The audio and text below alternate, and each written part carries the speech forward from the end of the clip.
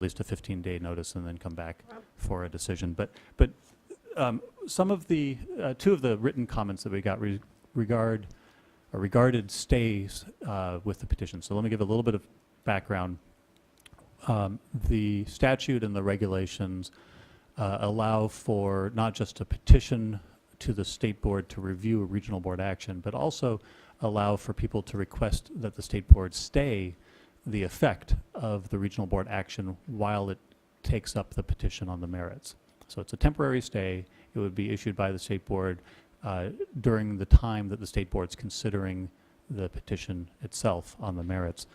And I went back and took a quick look, and we have, I said, roughly 200 or so active petitions in our current backlog. Those are petitions that have already been filed. And I didn't look at the abeyance petitions, but I did look at all of the petitions, not including the administrative civil liability order petitions, because again, there's no need for a stay request because they don't have to pay anything until the petition's resolved or dismissed. And of those roughly 200, there were greater than 50 stay requests that were filed with them. And I should point out that some of these petitions are multiple petitioners challenging the same single regional board action, but roughly 1 out of 4 included a stay request. Our experience is that as time plays out, that ultimately, a very, very small number of petitions actually warrant a stay. And I think we hear things like, we're going to be exposed to citizen suits or whatever the projected harm is going to be, and it doesn't often come to pass. That's based on our experience over time. I think you will recall the last stay that the state board issued was approximately 2 years ago, back in September 2012. That was for the Central Coast irrigated ag waiver. Mm-hmm. Most of you were involved in that. You'll probably remember that the board put an incredible amount of time and resources into that stay hearing. Mm-hmm. It's not a small thing. The state board, and partly because of that, the state board fairly rarely actually conducts hearings and issues stays. The proposal would be to have a different time frame for, rather than 90 days, have a time frame that would be only 30 days to decide whether to take up a petition if it includes a stay request. The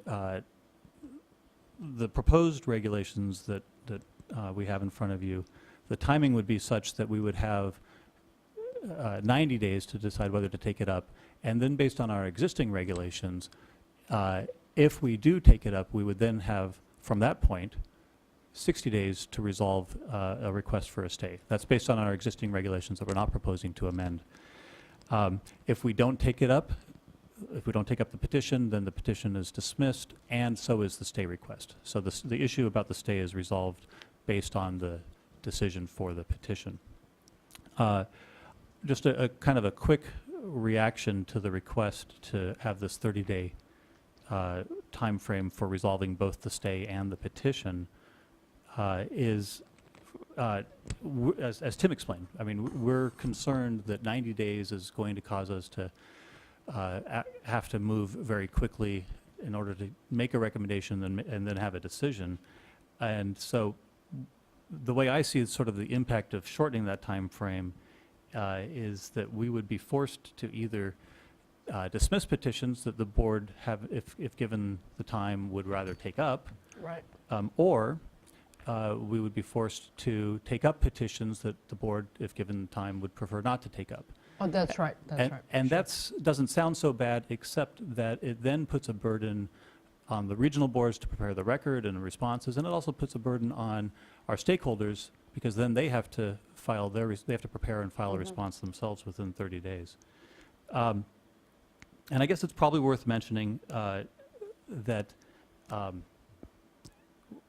actually I already did, that if there's a stay request, that is something that we look at. And some of them are legitimate. Many, I dare to say most, are not so legitimate. I'm concerned about changing. Compelling. I beg your pardon? Compelling. They're all legitimate. Compelling, yes, thank you. Well, actually, some of them barely meet the threshold but I'll go with compelling.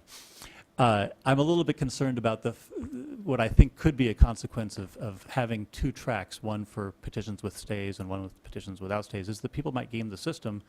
It's not hard to file a request for a stay. We require a declaration, but we've gotten many declarations that are incredibly conclusory, and I think that one sort of unintended consequence of the proposal would be that we'd get a lot more stay requests that are even less compelling. So I think with that, That's helpful, thank you. we're ready to hear from the commenters. Michael already mentioned, and I'll mention it again just for their benefit, that we really shouldn't be getting into the merits of any of the specific pending petitions, but of course this is about petitions generally, so talking about the general process for petitions is what we expect. And frankly, if I had a brief conversation with counsel for one of the commenters, if they think that they need to frame things by giving a little bit of background about the facility or something about the facility, I'm not opposed to that, but we really shouldn't be getting into any of the contested issues in the petitions. Okay. All right, and you'll help them when the time comes. I will, as necessary, yes. Okay, good. All right, our first speaker is Adam Link from CASA. Now we get to find out whether that's they're right. sorry about the... Drum roll. Good morning. Morning. Morning. Adam Link with the California Association of Sanitation Agencies. Thank you for allowing me the opportunity to testify today. I can tell Mr. Wiles that we do not regret bringing this before all of you, and in fact, we support the proposed amendments to the petition regulations, and we appreciate that we'll add some clarity and expedited timelines that will be contained in the new amendments. So we also appreciate the time that you spent with us, council, to work on the language and get this issue worked out. The amended provisions will ensure that those who want prompt resolution of the issues in their petitions will be able to receive it going forward once the backlog is dealt with.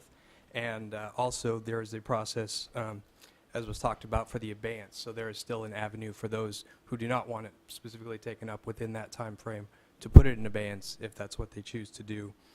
We did request, as part of our comments back in April, that council address the backlog as quickly as possible. We understand for workload reasons that it stayed the same, but we appreciate that you were looking at that as well. And finally, we do understand that several other individual entities and associations will be requesting that you include the additional language to address the stay issue. CASA is supportive of that idea in concept, but I would defer to them to talk about the specific reasons why that's necessary, the specific language to run through, because they would be able to do that a little bit better.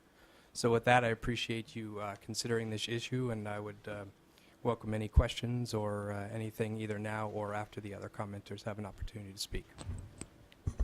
I would just say that I really appreciate CASA initiating the request and initiating this. The whole petition process and backlog has been a source of, what's the word I should use?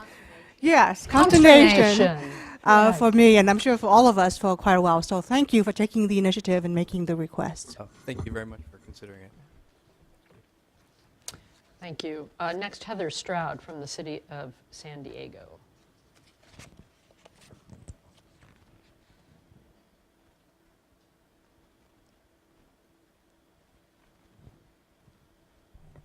Good morning, Chair Marcus and board members.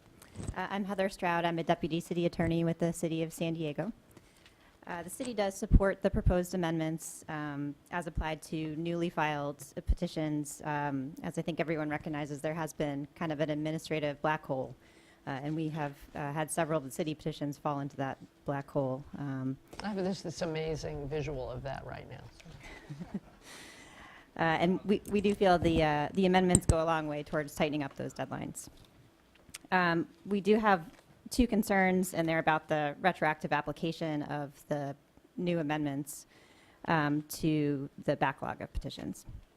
The city, I'll try not to get into the specifics here too much, but we do have one petition in particular that's actually in litigation now, and we have the discharger arguing that these proposed amendments are going to spring our case back to the state board. So we're in kind of an unusual position with that. The court so far has disagreed with that position, but if that the new regulations were to be applied we may be in the position to not have any meaningful recourse for what we believe was a mistake by the regional board in San Diego. But there's no suggestion in this that it would be retroactive, right? That doesn't make sense. How does that make sense? I think, and maybe she can clarify, but I think the concern is that what she's referring to is the petitions that have previously been filed that are still pending here and how the regulations address those going forward. So Oh, not, maybe retroactive may not be the best word, but the fact that the regulations will apply with this time frame, the 120, 240 in 1 year, to petitions that had previously been filed before the effective date of the regulations. Is that what you're referring to? Yeah, that's Yeah. right. So, I mean, the easy fix for that to avoid any due process concerns that may arise in either our unusual circumstance or there may be others that have similar circumstances would be just to get the consent of petitioners before applying the new regulations to them. And I think that could be done fairly easily just by sending out kind of a bulk notice saying you have 15 days, 30 days, whatever, to object to that. And if you don't object, the new regulations are going to apply. The second issue is one that's already been brought up, and that's the timelines for the acting on the pending petitions are too long.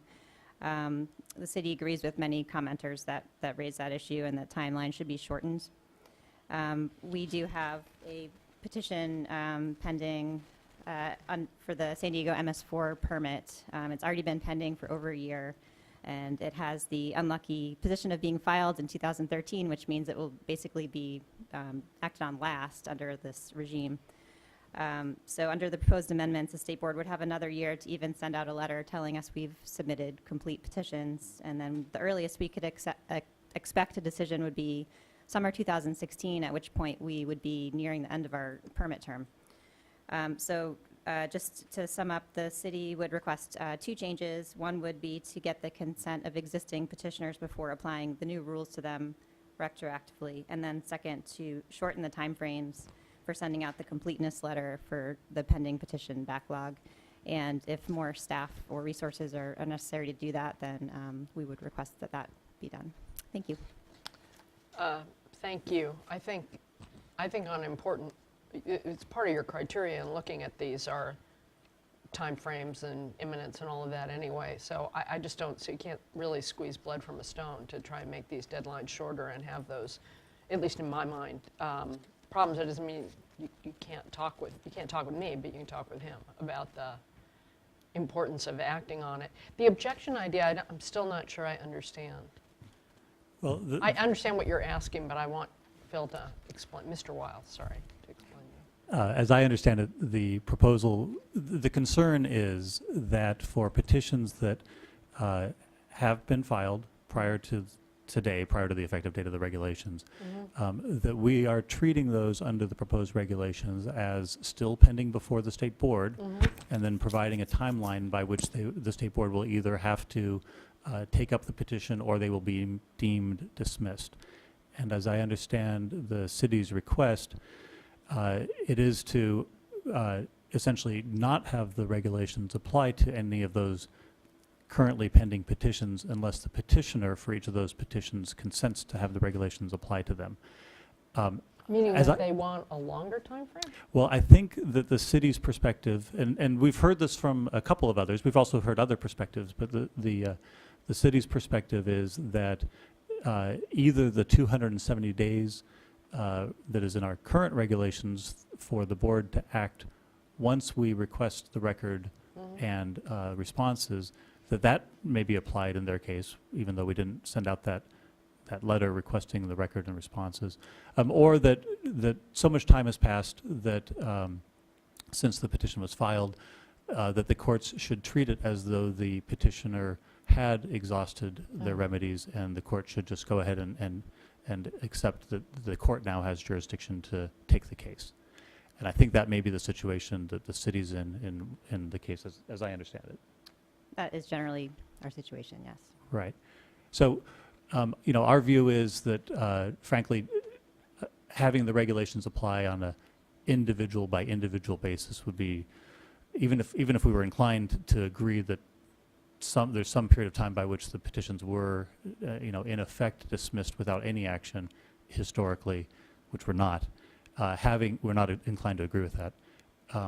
Having a sort of a patchwork of which petitioners do we contact or are we able to contact and get their consent, that's not something that I would recommend as a way to amend the regulations and actually have a sort of a meaningful cutoff where we know the backlog will be gone by this date certain, and we'll have a process for dealing with all petitions in the future. But in answer to her concern that it would be several years before she might know about the petition on the MS4, for example, what should the city or other agencies who have similar kind of follow-up petitions to something that we have acted on, what should they anticipate from your office once the first petition is dealt with one way or the other?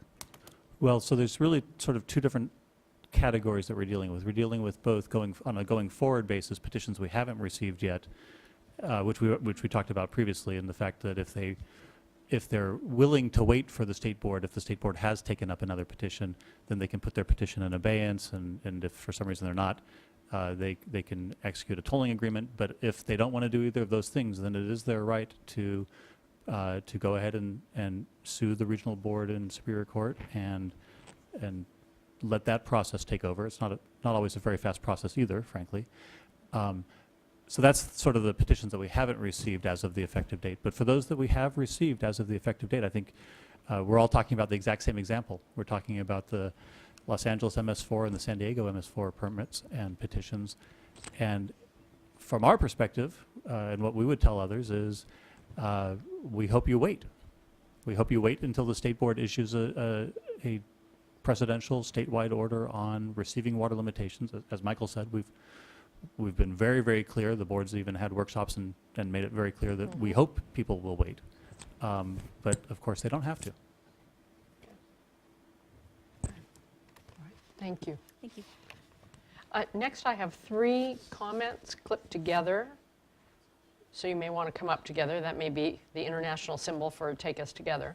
And we have Lucia McGovern from Camarillo Sanitary District, Deputy Public Works Director, Jay Spurgeon, the Public Works Director of the City of Thousand Oaks, and Melissa Thorm for Simi Valley, Thousand Oaks, and the Camarillo Sanitary District. Great. Hi. Good morning. Good morning, Chair and members of the board. For the record, my name is Lucia McGovern, and I'm here representing the Camarillo Sanitary District. And before we actually as a group get together and propose the changes on the regulations, I wanted to give you a little bit of background on our efforts and why we're together here today. This regulatory process began as a legislative proposal by CASA, as you all know, because members of CASA perceived problems with the timely decisions related to the petitions for review. And as a matter of fact, all 3 of us have experienced that in the past. We were put in our 2003 NPDES permit on a stay. So we've experienced that for quite a while, and we did experience the timeliness and the delays and the precedent. So we know what the process is. These timely decisions are important to keep water quality improvement projects on track and moving ahead. We need some certainty in this. By way of background, the 3 entities, Camarillo Sanitary District, the City of Simi Valley, and Thousand Oaks, are participants as part of a very wide group of stakeholders within the Cayugas Creek watershed. This watershed of stakeholders includes agriculture, cities, counties, MS4 entities, the Navy, EPA, and the regional board. So it's in several environmental entities.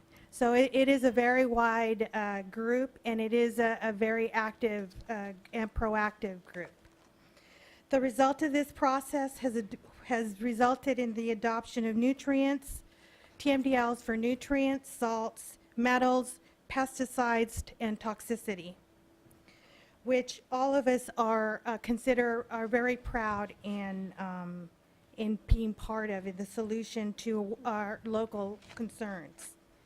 And as a result of that, we all understand that these efforts are complicated, they're long-term, and they involve a lot of money.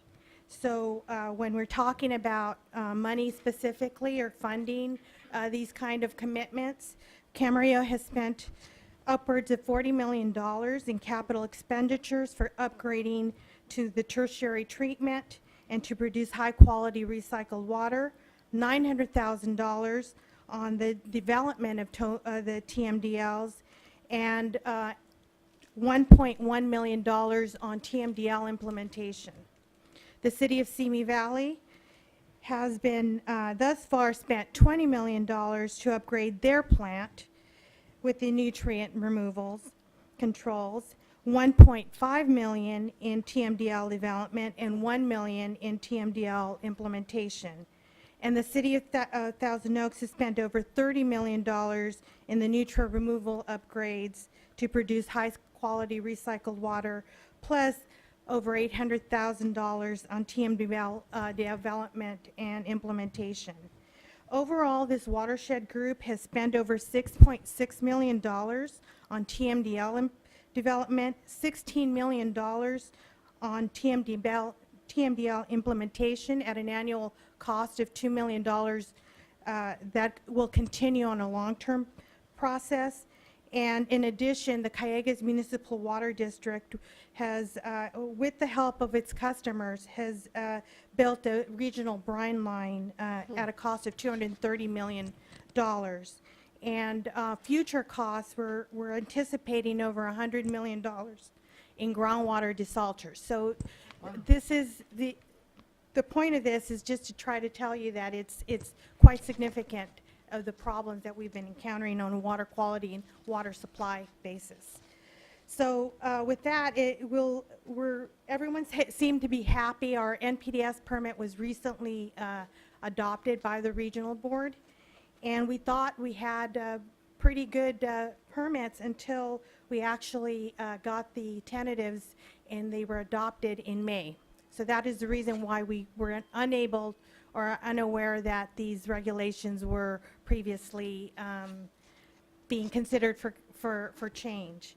However, we are happy, I'm sorry. We understand that the written comments were due April 30th, and we can't get into all the specifics on our petitions that we have filed, but we do wanted to make sure that you consider some of the changes that we're proposing, and Jay will be doing that. Mr. Spurgeon? Thank Good you. morning. Jay Spurgeon. I'm Spurgeon, sorry. Public Works Director for the City of Thousand Oaks. And besides getting an NPDES permit that was objectionable, we're now in this world of unpredictability under your current petition review process. So we appreciate the fact that you're having this discussion and that you're willing to address some of the delay issues. Mm-hmm. So under Water Code Section 13320, when someone files a petition, such as we have, the statute says that the state board shall act on the requested stay within 60 days of accepting the petition.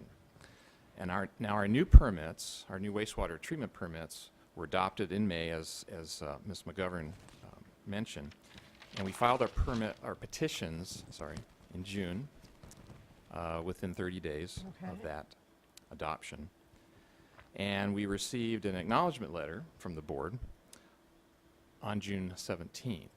But the problem is, as of today, of course, we still haven't received a completion letter, so the time clocks based on your current regulations haven't started. And now we're looking at, as others, a year, because we're this year, and that's what your proposed petitions. Of course, we thought that we would have had some action within a 60-day period, and we're vulnerable. And that's our concern. The concern that we have is based on the permits as issued, the concerns that that we have in terms of being vulnerable under that permit is why we're here and asking for a different consideration for the fact that our petition includes a request for stay. Mr. Wiles kind of already covered essentially all of the points. I'm not going to read into the record what our proposed language is, because we have provided that to your counsel and to your clerk. And your proposal is that we act on stays faster? That is correct, in a nutshell. Specific language we have proposed for different sections of your regulations. But we're in the unenviable position of having final permit requirements that cannot be met until until the activities under our TMDLs are complete, which has a much longer time period. Yeah, Yeah. I'm sorry, I think we Those are would be beginning the to get into arguments you merits. would Those are the make in your arguments. Okay. stay petition, which My they would apologies. be looking at. My and apologies, then strike that. So Yeah. again, that speaks to the issue of vulnerability. Just feels so Perry Mason, sorry. I'm dating myself, I know, but Indeed. Yeah. So, yeah, and I'm not sure I appreciate CASA actually bringing this up in the first place, although I think they're going to buy us lunch. So those of us who flew up from Southern California this morning. Hold out for that. That's well, very if good. nothing else, the proposal now they does know that. give you more speed in general Yeah. than the current situation. Right. So again, our proposal is to do just that, is to acknowledge that for petitions that include a stay request that is reasonable, that those should be acted on sooner. So we do support the fact that you're looking at the regulations. We would hope that you would consider our requested changes as well. So thank you for letting us be here and speak. Sure, thank you for coming. Ms. Thorne. Hi, Melissa Thorne. I'm here for the three entities, and I'm going to clean up a little bit. I think the state issue was already raised. WISPA and C both had it in their comment letters. They were trying to bring in another section of the regulation, section 2053, and make changes to that. We would be fine with that, but because that was essentially denied by the response to comments, we put it into the sections that you're actually changing. So we were trying to take the stay requests out of the normal path so that it would be on a faster timeline. The way that I read the statute is that acceptance is the day that it's file stamped. I mean, it doesn't say anything in the statute about you get to wait 2 years to file this complete petition letter. So I think the legislature had in mind that they wanted these stays to be heard in 60 days and not 2 years and 60 days. So I think there's some vulnerability on that interpretation that the state board has at the current moment, and we're trying to fix that with our suggestion. But I think because the issue was already raised in the public comment period, I don't think you have to go out and reissue it because it's within the construct of people's comments. I think the biggest problem is for the people that have turned in their requests the most recently, you're having to wait the longest, and some of these things are, very important and need to get heard more quickly. So potentially ones that have been heard or ones that have been filed more recently, if they could be on the 90-day schedule, or people could choose to be on the 90-day schedule to get it dismissed quicker instead of having to wait, I don't know that that would add a whole lot more workload for you. Now, I don't, and maybe I'm mishearing it, I didn't read the proposal or hear what Mr. Wiles said as guaranteeing that folks that are more recent are going to take the full time. They would, as always in our process, if there's a stay request, they look at it first, right? Yeah, that's That's just absolutely been right. my experience with you, because there's a reason why you would look at the stay request first. That's correct. The timeframes in the proposed regulations, those are maxima timeframes for either the board will make a decision, and if it doesn't, then to take up or not to take up a petition, and if it doesn't, the petition would be deemed dismissed. But certainly our goal is not to wait until the absolute deadline for each and every petition. I will tell you that we're looking at petitions from pending petitions from all of those timeframes, including, in fact, without getting into any of the merits, these particular petitions. So we're not going to set them on a shelf and wait until the deadline is about to run before we look at them. That's where we are. Just briefly to respond to the issue about how the State Board has interpreted the Water Code section that says that we will act on requests for stay within 60 days of accepting the petition.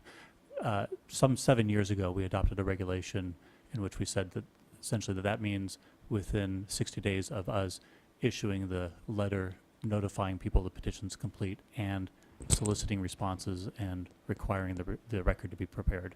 So that's an issue that we've, in our mind, resolved long ago by regulation. Again, we're not proposing to change that regulation, so the time frame combining the existing regulation on stays plus what we're proposing here is, as I explained before, if we get a petition that has a request for a stay, we have an outer limit of 90 days to decide whether to take it up. If we don't take it up within those 90 days, then both the request for stay and the underlying petition are both dismissed by law. If the State Board does decide to take it up, then whatever day it issues that letter deciding to take up the petition, And that would be within 90 days. which would be within 90 days, we would then have 60 days, the State Board would have 60 days to act on the request for stay. And as I tried to explain earlier, given the amount of resources and time that goes into these stays, I think that's going to be a very, very big challenge for the State Board. So on a going forward basis, I think. Actually, it's good. before you continue, Ms. Storm, I also was interested in her comment that because the stay issue was raised during the written comments, and there is before as part of the record, that any changes made to that section would not require renoticing. Your thoughts on that? Sure, I'll go ahead and actually hit that one. And this is a little bit different area. When Mr. Wiles is referring to it requiring additional notice, it's not because it's beyond the scope of comments that were raised by people. It's just that we're operating in an area that is less common for the board. Typically, you're seeing state policy for water quality control, or you're seeing petitions come up where there's an order out and we make revisions to the order, or at a regional board level, you're seeing waste discharge requirements that are out for comment and there are changes made to the order.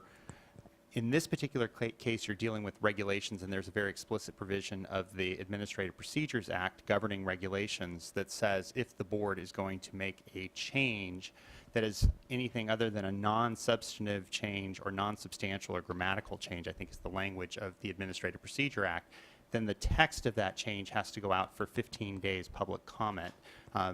Ms. Diadamo is probably familiar with that because the Air Board does a lot of rulemaking proceedings and use that process. When Mr. Wiles says we'd have to renotice it, it's that 15-day provision, and that has a cascading ripple effect because, you know, obviously with the board cycle, that means the soonest you all could consider this would be at a November board meeting, which means even if the board adopts at that early meeting, it will not be approved by OAL until after November 30th, which means we miss the cutoff so that the regulation could be effective on January 1st, and it would go back another quarter unless we could get OAL to provide us an earlier effective date. So that was the genesis of Mr. Wiles' comment. Just a follow-up on that. At the Air Board, we were able to delegate that authority without bringing it back because we'd adopted a resolution. Do we have that as an option? Part of the, there's a little bit of a dicey issue here because the board has a standing delegation resolution that specifically precludes the executive director from adopting regulations. So Okay. we have to notice that as something the board was doing and how it's done that. Okay.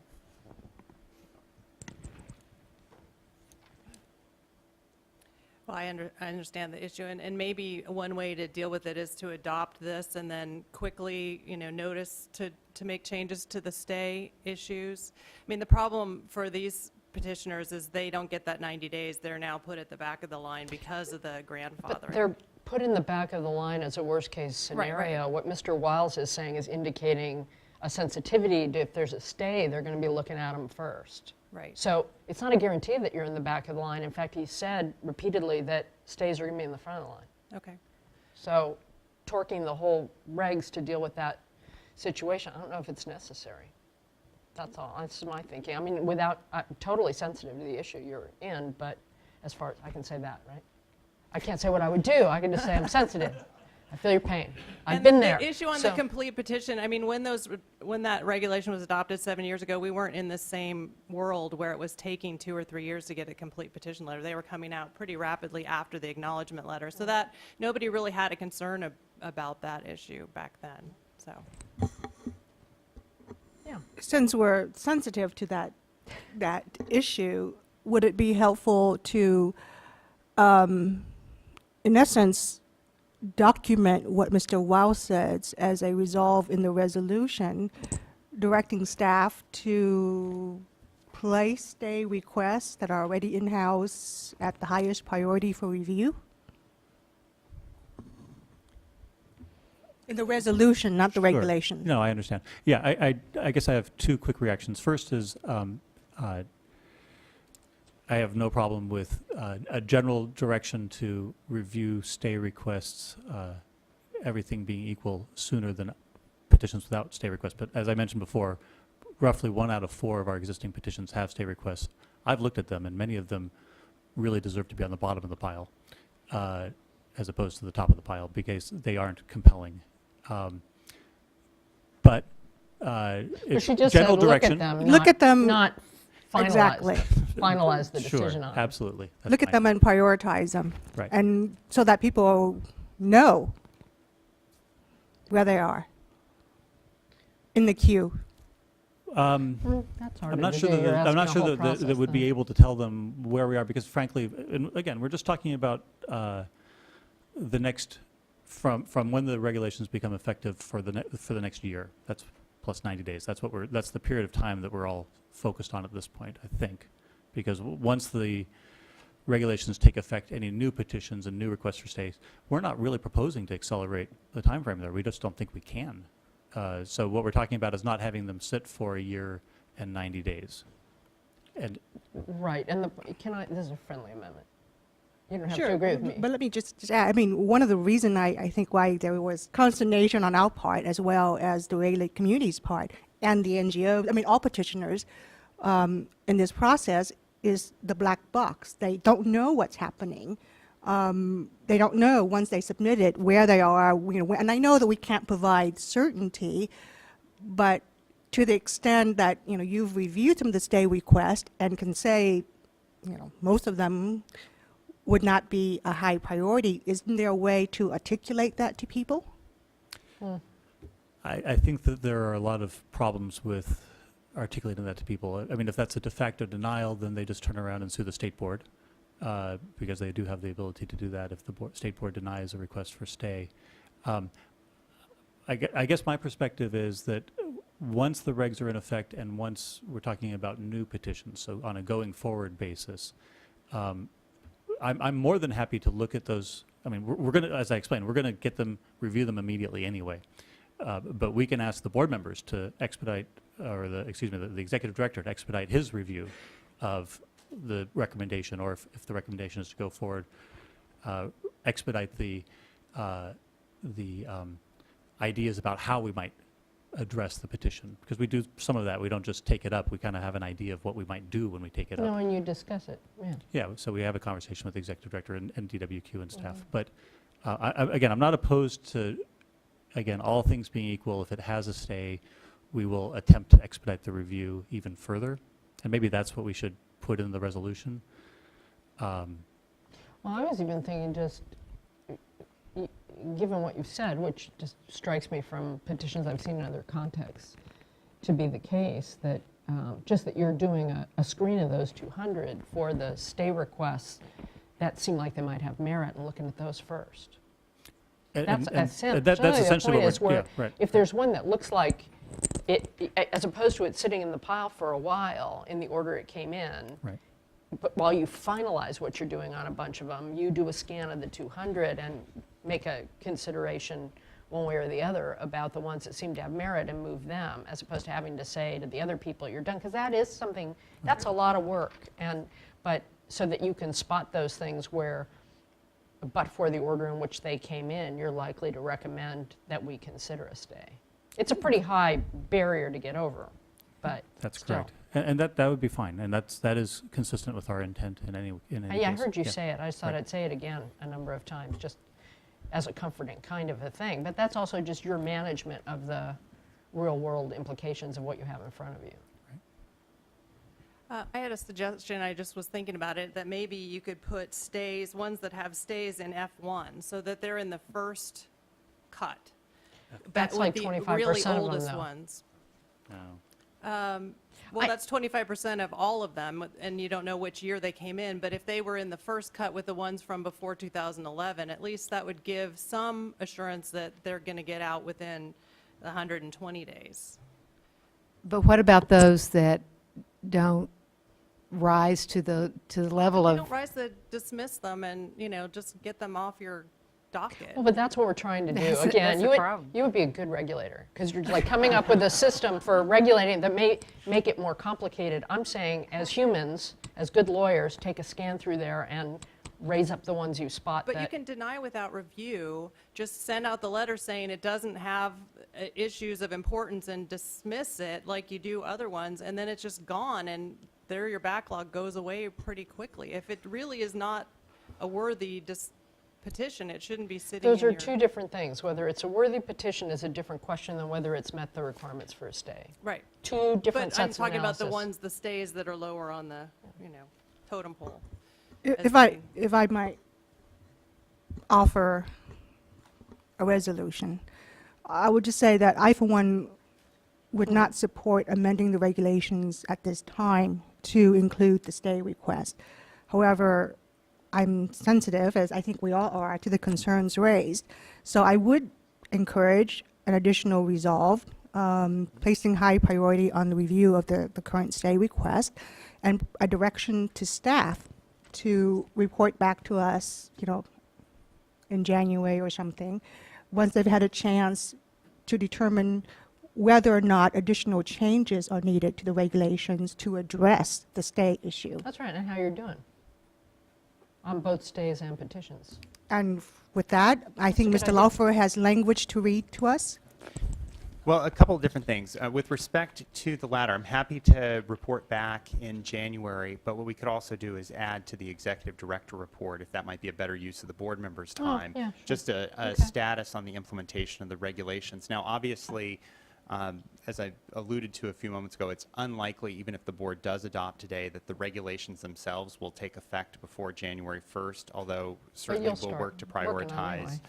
and begin identifying the tranches and processing through, especially with some of the stay requests, trying to get them cleared off the books as quickly as possible. The other thing is, I think it's important, recognizing that these are regulations, that the direction that is included in the resolution be relatively general and focus on the staff's prioritization and efforts within the confines of the regulation. And you've heard, I think Blood from Stone was Chair Marcus's reference. Mr. Wiles said, we simply don't think that we can process these faster, and we've tried to come up with batches that are reasonable and deadlines that we can meet so that things just don't get dismissed because we didn't have time to look at them. And so I'd prefer to have the focus, while I'm happy to call out stays as an important component, I think the focus should be on staff expediting this process altogether with a particular focus on stays. So the additional resolved clause that I would put, which would be new resolved 2, and then renumber existing resolved 2 to resolve 3, would be resolved 2 as part of implementing the regulations, comma, the State Water Board directs staff to use best efforts to expedite processing of petitions, comma, with a particular focus on petitions requesting a stay, comma, to avoid using the complete time provided in the regulations for addressing the petition backlog, period. Thank you, Mr. Laufer. So moved. Second. Any further discussion? All in favor? Aye. Aye. Any opposed? I didn't hear any. All right, carries. Thank you for the conversation, and thanks for all that work and heavy lifting to move this mountain. That'll be great. pig in the python, whatever metaphor you want to use. It's me. Good. All right. Next. So we have two additional items. There is a closed session and there is a board priorities. Given the time, I would care to make a suggestion to you, if you'd like to Yeah. hear it, that we go into closed session, get some food and go into closed session and do that during lunch, and then reconvene for the organizational issues. That's right. We may have to also, Karen and I need to be at water principals in the governor's office at 2, and we really need to make sure they don't schedule them on board days. We can't really split up. I don't know how this happens. So we may have to truncate the priorities discussion or the closed Understood. session. So I don't know how long each will take. I actually value those conversations, so I don't want them to be crunched. I have to do a couple calls, so yeah. Can we get food and come back at into closed session? I don't know if I can do, I have to do all of these things for George. I don't know if I can do it in 15 minutes. I'll try, though. I might.